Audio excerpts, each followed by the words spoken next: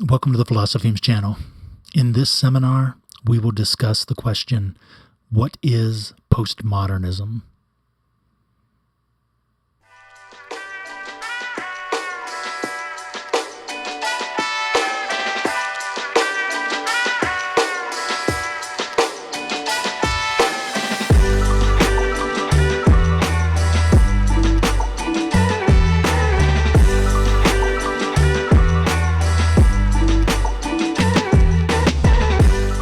All right. So postmodernism is another one of those topics like nihilism. I feel as though many people throw the term around, and it's not immediately clear that anyone has provided a coherent explanation of what is meant by the term postmodernism.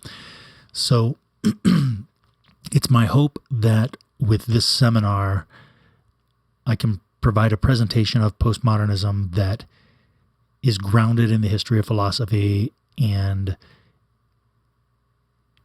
one that you can walk away from feeling as though you have a coherent understanding of postmodernism. I've done a little bit of research on the internet in terms of what other videos are out there regarding postmodernism, and it seems to me that this presentation of postmodernism is very different from the other definitions of postmodernism. This seminar on postmodernism is the only one that I've found that grounds the idea of postmodernism in Plato's philosophy. So I take that to be correct, and I think I think it provides for a more coherent understanding than some of the other things that are out there. So let's go ahead and jump right in. So if we're looking at an overview of what is postmodernism, notice that I like to refer to this as, I find myself when I use this language, I always think of Dr. Wurtzer, on the plurality of postmodernism's inscription. In other words, postmodernism really isn't even one word, so let alone one idea. So what we want to understand is, what are the different ways that postmodernism can be written, and what do the different ways of inscribing or writing postmodernism, what do they mean? There are different types of definition of postmodernism, and we can categorize these definitions of postmodernism, and I think it's very helpful philosophically to do so. So we'll look at the different types of definition. We will consider postmodernism as an art term or as an art history term. We're then going to look at postmodernism in terms of Plato's forms of love. Then we're going to look at postmodernism in terms of Plato's forms of government. Postmodernism as a symptom of late capitalism. And in regard to this, the triumph of consumption, and this idea of your double as a commercial-based hypnotic suggestion or simulation. We are also going to be looking at this idea that in postmodernism, the medium overcomes the message. So the medium's overcoming of the message, this being the primacy of the medium and the mediocre. Notice then we're going to be talking about the culture industry and social engineering.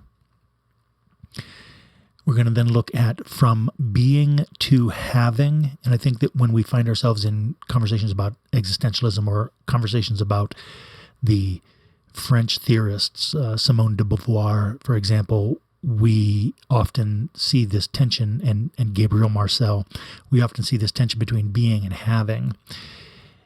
However, with postmodernism, we have to add the third term, which is appearing. So we have being, having, and appearing, or from being to having, then from having to appearing.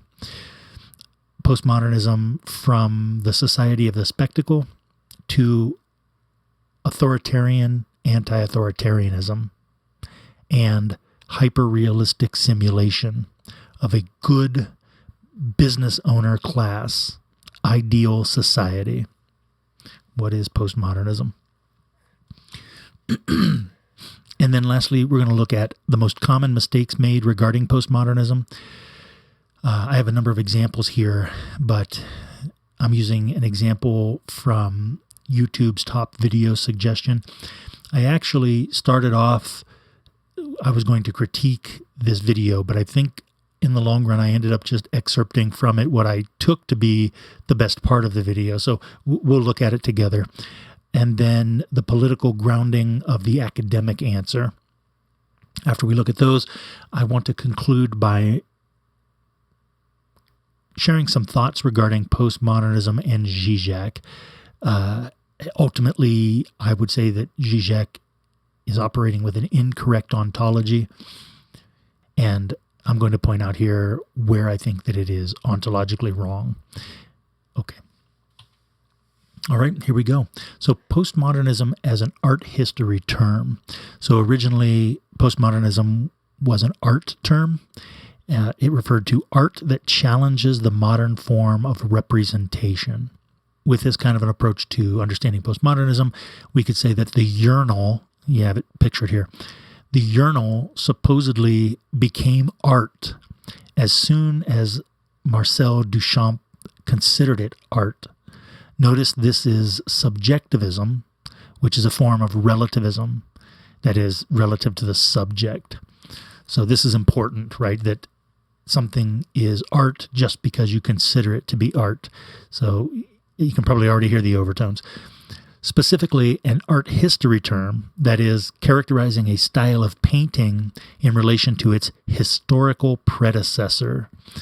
So we can see used as early as 1870 when John Watkins, who is often credited with first using the term, described a style of painting. Okay. Here's the question. So, the previous slide is, what you usually get. And so here then is a question for us. Is it postmodern? Is it postmodern with a hyphen? Or is it postmodern with post in parentheses? And what we're going to see is that each one of these terms can be understood as referring to a different understanding of postmodernism. There's the historical definition. We're looking at different types of definition. And as we look at this, it's going to become clear, how the different ways of writing postmodern actually refer to different understandings of postmodern. So there's the historical definition, and then there is the etymological definition. So if we look at the etymological definition, then postmodern without a hyphen and without the parentheses, that would be the historical, that would refer to its historical definition. Postmodern with a hyphen would refer to its ontological definition, or its ontological meaning. So when we mean something ontological by postmodern, just like previously when we mean something historical by postmodern. And then lastly, postmodern with parentheses. This is defined as a phase of modernism. So as you can see, it's really modern, but then is a kind of post-modern phase. So this can be thought of as cultural, economic, and so forth. All right. And then lastly, I think that this is not an attempt to be aggressive or something. I think that this is the correct way to articulate these or characterize these definitions, and that is as gaslighting definitions. So we're looking at three definitions of postmodernism here that I refer to as gaslighting definitions. The first one is the symptom point of view definition. The second one is the death of the author point of view definition.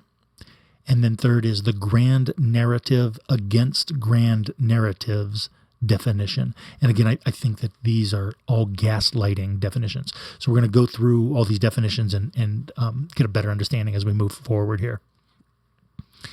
So the gaslighting definitions of postmodernism. If we look at the first gaslighting definition of postmodernism, and this is the one that you most commonly find, I think some version of this is on Wikipedia. So it says, a late 20th century movement in Western philosophy characterized by broad skepticism, subjectivism, relativism, coupled with a general suspicion of reason and an emphasis on the influence of economic and political influences. I think that, that's a good definition. It doesn't really say anything, though, right? It's a good definition, but it doesn't really say anything. you could say that it points to the symptoms of postmodernism, or it defines postmodernism in terms of its symptoms. Okay. The death of the author point of view definition. I love the idea of the death of the author from a philosophical point of view. Roland Barthes' idea of the death of the author. I'm working on an essay right now that is intimately related to this idea of the death of the author. So I want to say that, in studying many of these French theorists, I find some of their ideas to be absolutely brilliant. The application of these ideas often falls short of such brilliance, though. So you'll see that a lot of what constitutes, for example, the symptoms of postmodernism, in my opinion, is a misunderstanding of some of these French theorists. But notice then, like the Humpty Dumpty theory of language, postmodernism is exemplified by whatever, I do what I want, right? Whatever, I do what I want. Or that may be what it means for you, but it means something different for me. I feel like we've kind of moved past that now, where instead of saying, you see it one way, I see it another way, nowadays people are saying it, you have to see it my way or I'm going to cancel you in some way, right? But that leads us to the next one here, right? Which is postmodernism as a grand narrative against grand narratives. This is a definition of postmodernism, or a style or a kind of definition of postmodernism. And this comes from Jean-Francois Lyotard's The Postmodern Condition. And many of the other videos on YouTube about postmodernism mention Lyotard. So here's the idea of how this definition functions. So it says this is my language. Those who wield this definition pretend as though they are not constructing a grand narrative, but then go on to construct a grand narrative negatively. Just like the negative theology of old, they seek to describe something supposed to be indescribable. Yet, not like the negative theology of old, postmodernism cannot be supposed ineffable. So, the fact, as Derrida himself points out, that to communicate a definition involves following a set of rules, suggests a definition of postmodernism does not require a non-logical utterance, as if an example of madness, to define it. For example, having an incredulity to math doesn't mean 2 plus 3 somehow no longer equals 5. So this incredulity toward grand narratives, Lyotard's definition of postmodernism. All right, so I just want to say that I think that this is often what you find, but I call these gaslighting definitions because, for example, as you see with this one, but I pointed out with the others as well, that this is a grand narrative, and it's a grand narrative that suggests that you shouldn't follow grand narratives, or that we should get rid of grand narratives, right? It's like an oracle declaration that we don't need or want any oracles, right? It just doesn't work. It just doesn't work. It is rooted in power. It is rooted in power alone. Postmodernism, notice the hyphen, postmodernism in terms of Plato's forms of love. So I think that this is the right way to understand postmodernism, not in regard to Wittgenstein, but we'll get there. If we look at the different forms of love in Plato, you can see that there are wisdom lovers, there are honor lovers, and there are those who love gain. Plato refers to them as money lovers. Aristotle refers to them as pleasure lovers or pleasure seekers. So notice that the above stacking is like a pyramid. Like a pyramid, it indicates a harmonious relation amongst the citizens of a nation, or the citizens of a city or polis for Plato. Notice that the stacking that we see here is harmonious, and Plato makes this clear. But the stacking below indicates disharmony. And that stacking is with the money makers on top, or with money making, the love of money, the love of gain and pleasure seeking as what is primary, what is at the top. So according to Plato, this also refers to harmony and disharmony of a soul. So when we're talking about the forms of love, you can think about this as governing a city, but you can also think of it as governing your soul. I'm taking all of this from Plato's Republic. Okay, so in regard to this upside down organization, or this upside down pyramid, this organization or ordering of a city or soul is postmodern with a hyphen, because it is an ontological characterization. So we could say that the state of being of a soul or the state of being of a city is postmodern whenever its forms of love are disharmonious, whenever its forms of love are upside down, when they're not in harmony with themselves because they are not ordered correctly. All right. Okay, so this comes from Plato's Republic again, and this is often referred to as Plato's 5 regimes. So if you are Googling around looking for this, that's one of the things, or one of the ways you may find it characterized. Notice then the pyramid is harmonious here, is correct, is right side up. And according to Plato, we have at the top aristocracy. So notice that the pursuit of the good is primary. And this, of course, lines directly up with the forms of love. Notice then that the degeneration from aristocracy through oligarchy to democracy and tyranny indicates both the collapse of the original unity of a nation and the unity of each individual, thereby collectively constituting a lawless multiplicity as we get further to the bottom of the pyramid. So as we go down then from aristocracy, which is the pursuit of the good, there is democracy, which is the pursuit of honor. Notice, of course, this is just like the loves. Then there's oligarchy, which is the pursuit of profit. And then there is democracy, where the pursuit of popularity is primary. Lastly, then, there is tyranny. And in tyranny, the pursuit of absolute power, neither bound by logic nor history or tradition, is what is primary. Absolute power. And I think in some ways you could say that the tyrant needs novelty to illustrate its absolute power, because how else can you show that you have absolute power? Well, you can show, that I now declare that, it's like that, it's like the Woody Allen movie Bananas, right? I now declare that every Thursday is Monday, and on every Tuesday you must wear brown shoes, right? I mean, so then, and if you don't do it, then I guess they shoot you, right? And so then the idea is that, well, look, we're in power now because we're able to enforce things like, we're able to enforce rules like, if you don't wear brown shoes on Tuesday, we shoot you.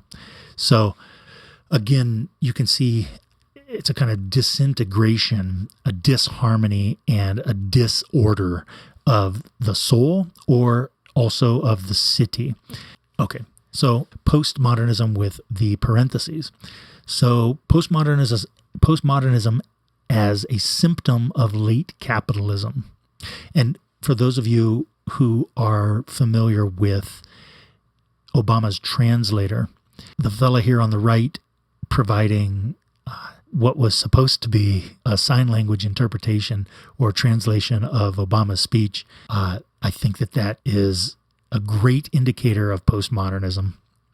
And if you think about some of the things that are going on in terms of late capitalism and this idea of what is the determining feature for giving someone a job, then Obama's sign language interpreter or translator here, however you want to refer to him, then he is a perfect and excellent example of postmodernism. Okay, so what does this mean, a symptom of late capitalism?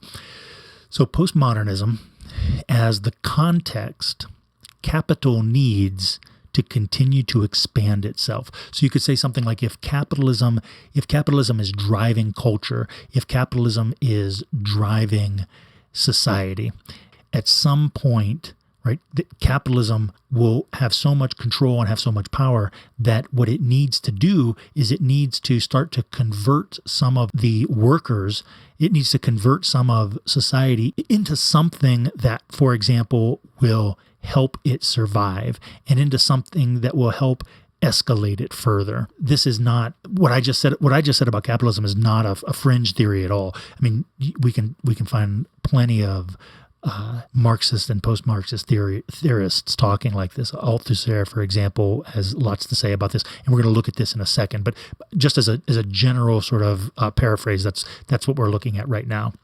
So, for example, in postmodernism, everyone is equal. That is, everyone is equally just one more consumer. Pop culture is a factory which produces goods, and the culture industry functions in the capitalist stage of production like religion in prior stages. That is, to make workers more docile and less resistant to exploitation. So, for example, consider the promotion of commodities, ostensibly not for profit, but rather for the sake of justice. I read this review of a movie, and I just think it's great. I thought it was great when I read it, which was a number of years ago. And then, anyway, the review reads like this. The reviewer wrote, "Wonder Woman was supposed to end racism and sexism and pay off my student loans. Instead, all it did was entertain me." So to put it really simply, is something like, if culture can be influenced in a certain way, if you can be convinced or persuaded that somehow you are purchasing a product, or that your purchasing of a product is a matter of justice, well, this is just one more way to sell you a product. And if culture, or if society is operating in such a way that there are less consumers, then the idea is that capital, or capitalism, must reorganize society and reorganize culture in such a way so that those people who are not consuming can become consumers. The Double and the Perfect Crime. So this comes from Jean Baudrillard, and whom I just love. I just think he's a super genius. I think he's brilliant. And so let's just look at these three slides together. Of course, he is the mind, the primary philosophical mind behind the thinking of the Matrix, or initially. So the three orders of simulacra simulation. The first is the pre-modern. And so objects and events are unique, and sign systems strive to copy them. So there's an original and there's a copy. In the modern period, mechanical and technological reproduction call the relation between simulation and basic reality into question, since the accuracy of the copy allows it to replace the original. This is like Walter Benjamin's the work of art in the age of mechanical reproduction. So notice that is the modern. So now here comes the postmodern. So after this idea that the copy of the original is supposedly so good that the copy can replace the original, in the postmodern, the simulacrum, or copy, precedes the original, annihilating the original. Distinction between copy and original. Simulation replaces whatever reality once referred to, such that we now consider that there may have never been a reality, right? I mean, that's heavy Kool-Aid chugging right there. But in many ways you can see this. This will be referred to, Baudrillard refers to this as hyper-real. So one of the fun examples is that the little portions of Disney World that are sectioned off for the various countries around the world that you can go and enjoy German food or whatever. Baudrillard is infamous for saying things like these copies of German culture, for example, are more accurate than German culture, so that they are hyper real. They're more real than what German culture used to be. They're more real than the reality of what German culture was. These kinds of so that's hyper reality. And then the question becomes something like, well, if Disney is getting the reality of this stuff correct, and they're getting it so correct or so accurate that it really is even more of that thing than what we thought was the original, then you can begin to ask questions like, is it the case that our thoughts about the original were even correct? This slides into Baudrillard's talk about the Tassidae Indians, and I would love to talk about that right now, but keeping with postmodern, we have the three orders of the simulacra, and we have the pre-modern, the modern, and the postmodern. So again, this is this attempt to understand and define the postmodern. According to postmodernism, as a phase of modernism, that is late capitalism, workers are subjected to ideological and repressive state apparatuses, right? The ISAs and RSAs. Now, they are used by the ruling class to dominate the working class. ISAs through psychological violence and RSAs through physical violence condition workers into worldviews through cultural practices. Think about that. They condition workers into worldviews through cultural practices. Your technologically mediated identity in this kind of a setting, in this kind of context, in postmodernism, may be understood as an ISA, an ideological state apparatus. Baudrillard refers to this as your double and the perfect crime in the following way. I just think that this is really excellent and worth taking a look at. I made a Philosophemes out of it because I like it so much. Okay, so here we go.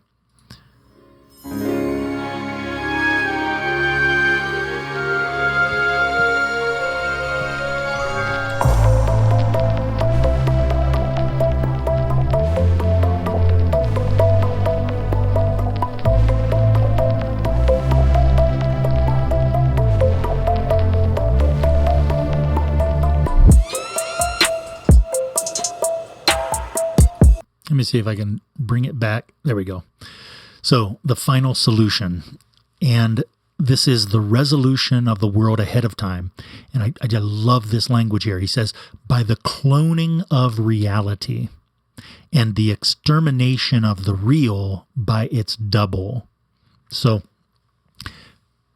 excellent characterization of postmodernism, and Baudrillard refers to this as the perfect crime. All right.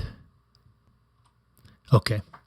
So notice then, now we're looking at postmodernism again with the parentheses, but postmodernism as the medium's triumph over the message.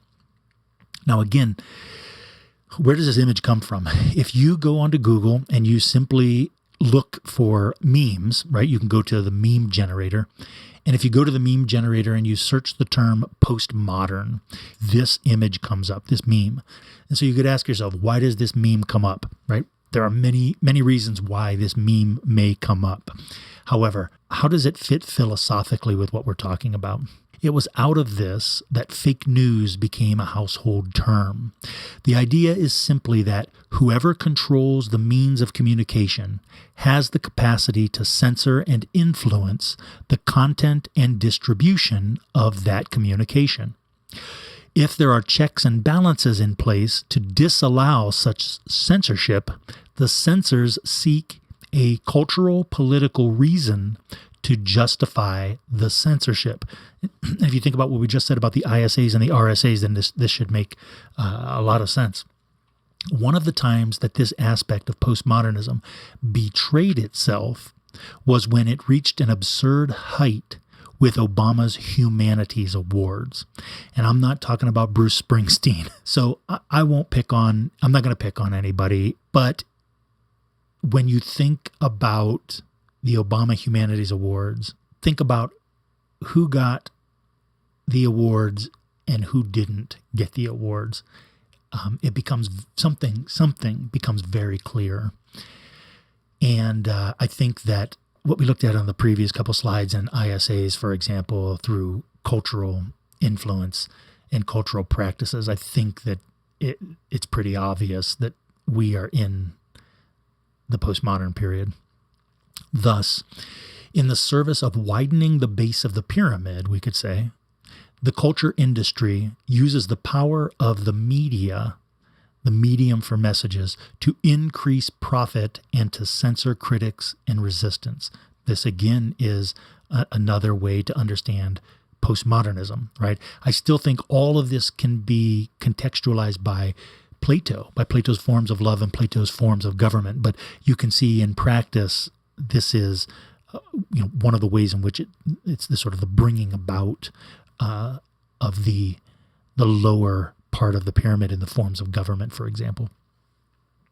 Okay, so this then from Guy Debord and his Society of the Spectacle, I think that this is another excellent quote. So he's here highlighting this idea of from being to having and then from having to appearing. Here we go.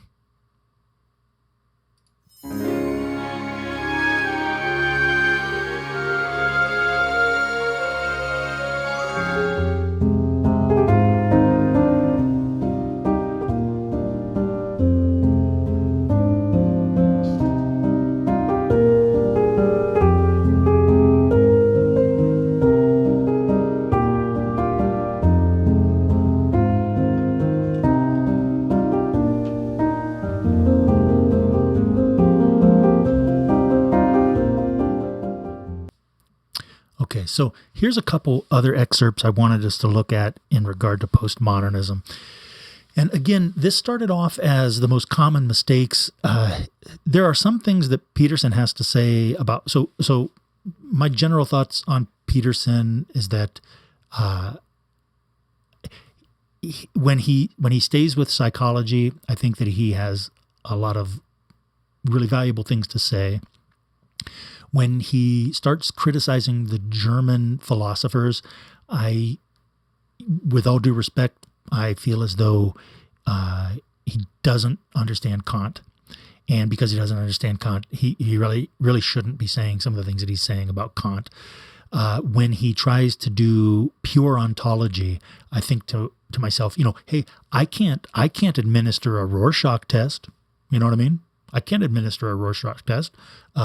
So I'm kind of surprised that he thinks that he can just talk about pure ontology as though it's, just rolls off the tongue for somebody with a PhD in psychology. So I'm not trying to say that he's not a good psychologist. I don't know anything about his being a psychologist, but as a philosopher, I think that it really does take, if you're just going to start to criticize Heidegger, I think that it takes a lot of practice. It takes a lot of research to be able to be in a position to criticize Heidegger. And I don't think that Peterson has put in that work. So forgive me. I just needed to say that so that you understand my position on Peterson. I recently came across the Wisecrack YouTube channel, and I thought they were just kind of trying to diminish his message. But I actually think that in regard to postmodernism, things that he has to say is valuable and accurate. Conservatives, not only conservatives, but also liberals, true liberals in the English sense, are up against. What's happened as a consequence of this postmodern, neo-Marxist intellectual invasion is that the center keeps moving. It's moved way to the right now. So if you're a classic liberal, you've become a conservative.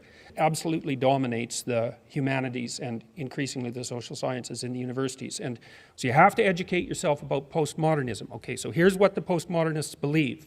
It's a post-Marxist sleight of hand, right? The old Marxist notion was that the world was a battleground between the bourgeoisie and the proletariat, and that failed to have any philosophical or ethical standing, that argument, after the working class actually saw its standard of living massively elevated as a consequence of Western corporate democracy. Western free enterprise democracy, and also as a consequence of the revelations of everything terrible that had happened in every bloody country that ever dared to make equity and the Marxist communist dogma part of their fundamental structure, right? And nothing but murderousness and oppression.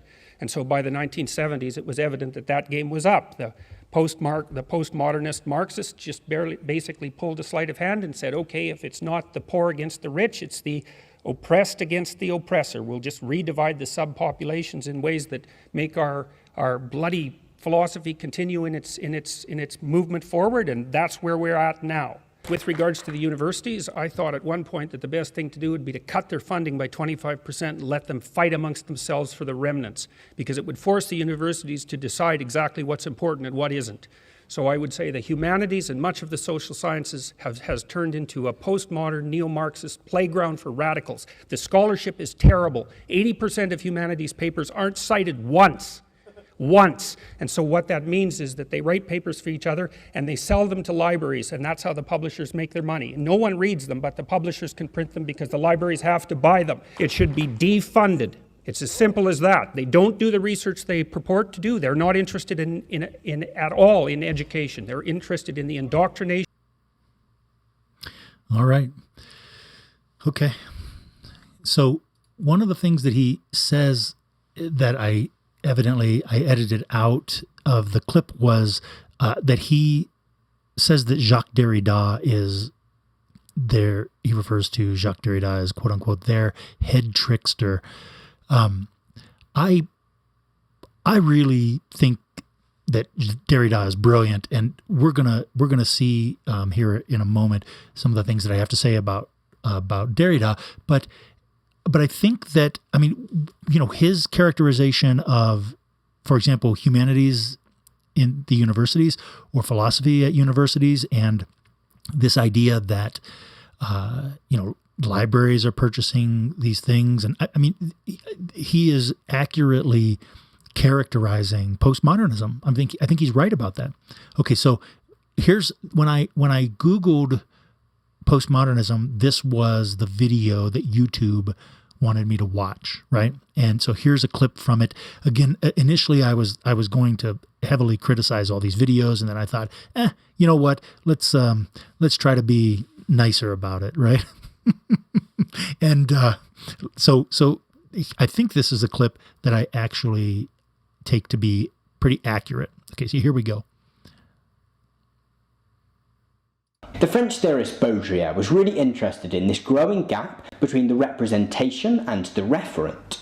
Particularly, he was interested in the moment at which the representation bears no resemblance or link to the referent at all. In order to look at an example of a representation that has no link to the referent, something that Baudrillard calls a simulacrum, I would like to take a look, leave behind our example of the legal system, and instead take a look at the Bretton Woods economic system. So, first off, a brief history lesson. For a considerable period of contemporary history, currency, pounds and pence, dollars and cents, yen, etc., were valued in relation to a certain amount of gold. A single pound coin that I might carry in my pocket, for example, was therefore a representation of a certain weight in gold. During the First War, however, this ended and was eventually replaced with the Bretton Woods system, in which the value of each individual international currency was defined in relation to the US dollar. Already here we have one representation standing in not for a referent, but instead simply for another representation. The pound coin that is in my pocket is instead not standing in for a certain amount of gold, but for a certain amount of US dollars. A further leap, however, came in 1971, when Richard Nixon declared this system to have been abandoned. Currencies the world over, therefore, are in the present day a representation of nothing other than themselves, something that we call fiat currency. Currency, therefore, becomes another perfect example of what Baudrillard calls a simulacrum. The pound in my pocket no longer represents anything at all, and only has any inherent value for as long as people in shops are willing to accept my pound coin. Jameson suggests that we can view this moment as the one in which postmodernism went beyond being simply a fringe interest and instead the cultural logic of Western society. Because, although we have a tendency to only speak of culture as being postmodern when it actively provokes us to think about elements of mediation, hyperreality, or the existence of simulacra in society, in fact, there is much of our culture that we can describe as being postmodern without it actively trying to be postmodern. Because just as our economic system has become hyperreal, so can we find examples of hyperreality throughout contemporary culture. All right, that clip comes from the YouTube channel What the Theory, and again, he has a large section of this video where he talks about Wittgenstein, and I think a lot of people who talk about postmodernism talk about Wittgenstein because of Jean-Francois Lyotard's The Postmodern Condition, in which he talks about Wittgenstein. I'm thinking now of copies, but the idea is that I think Wittgenstein, the Wittgensteinian definition is just another gaslighting definition. So we'll get to that some more here in a second. But okay, I'd like to thank these channels for allowing me to use this stuff.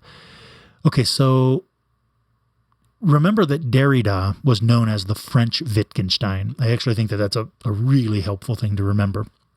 And it is possible to read Wittgenstein's concept of language games as suggesting that truth is a kind of social construction. However, this is more a symptom of postmodernism than it is its cause, or than its cause.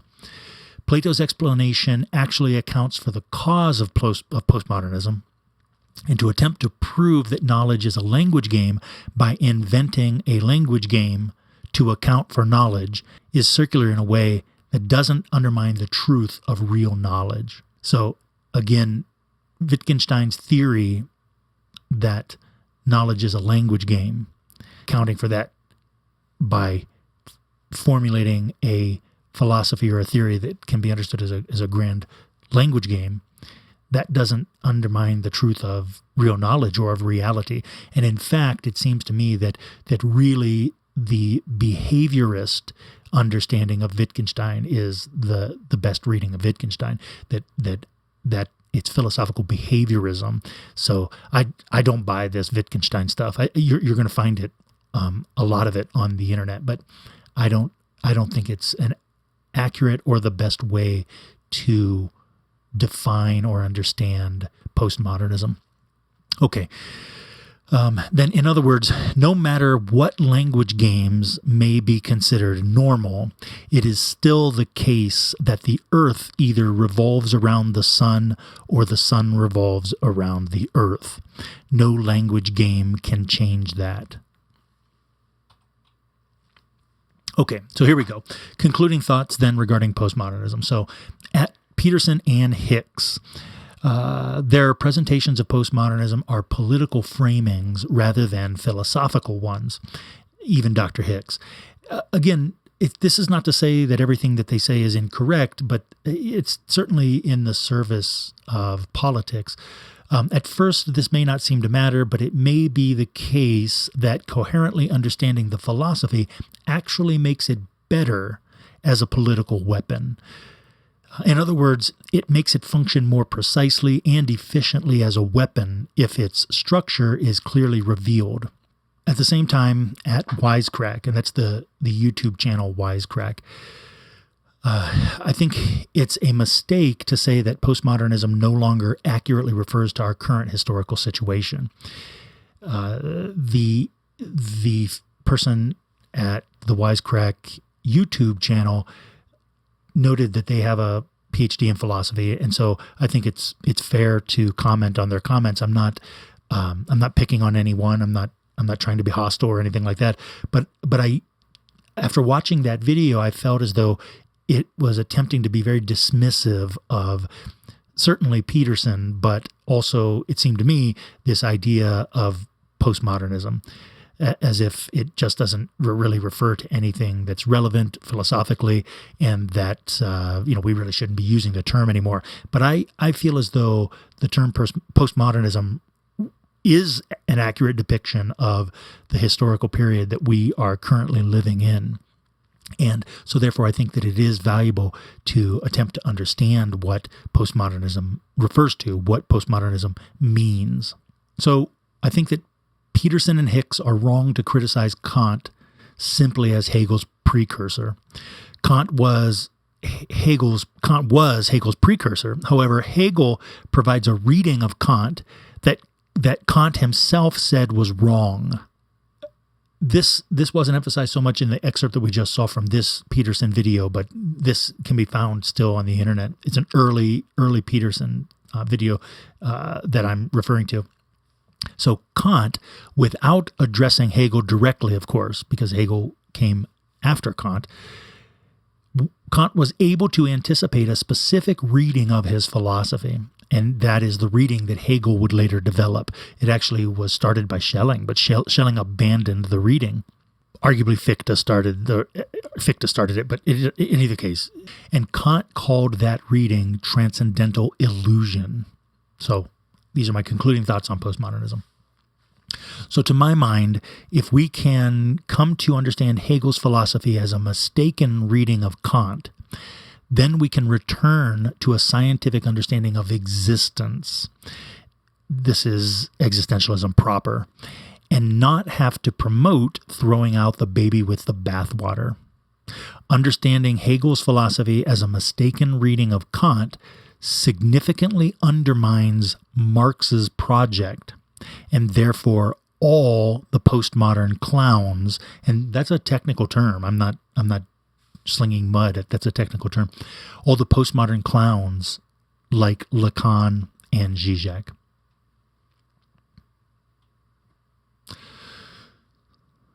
So Deleuze and Derrida are truly great philosophers. I consider Deleuze the greatest French philosopher of the 20th century. Deleuze's weak point, I'm talking about Derrida and Deleuze right now because they are French philosophers who are often associated with postmodernism. Deleuze's weak point is his attempt to use schizophrenia as a philosophical concept.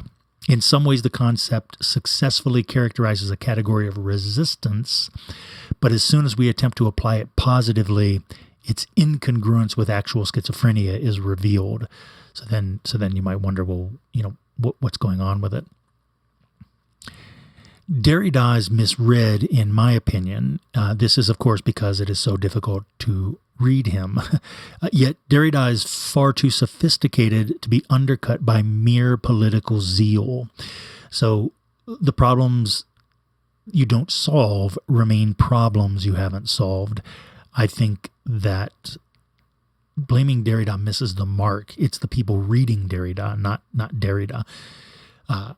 I would go so far as to suggest both the right and the left misread Derrida.